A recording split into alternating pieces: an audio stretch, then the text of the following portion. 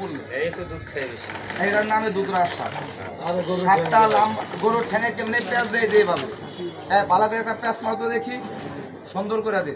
এই যে বিন অপরাধের হ্যান্ডকাপ, বিন অপরাধের হ্যান্ডকাপ লাগাইছে, গরুর ঠ্যাঙে প্যাঁচটা দিয়ে মুখটা উলান লাগাই দেয়, দুধ টাইনে খায়। এটার নাম হলো দুধরাজ সাপ। সাপটা লম্বা কি ভাই 3 হাত হবে না? আমি কিন্তু আমার হাতে 3.5 হাত। আপনি একটু আইডিয়া করে দেখেন তো, সাপটা আমার নিজের হাতে 5 হাত লাগবে বলি, আমার হাতে 5 হাত হবে? 6 হাত। আচ্ছা ধরেন না 5 হাত। আরে দেন তো এই সাপটা আমার কাছে না দেখা দিনের বেলা যদি এটা যদি অনেকের সামনে যদি পড়ে, আচ্ছা দেখলে কয় হাত কইব? ম্যাক্সিমাম কই দেব 16 হাত।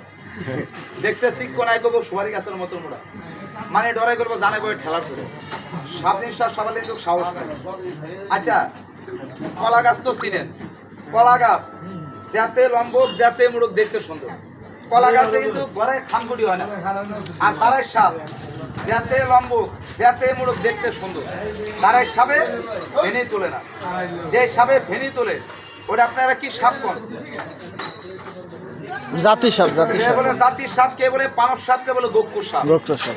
একটা সাপ দেখেন আমার এই উপরে সাদা বাস করার মধ্যে, এটার মধ্যে যে সাপটা আছে এটার নাম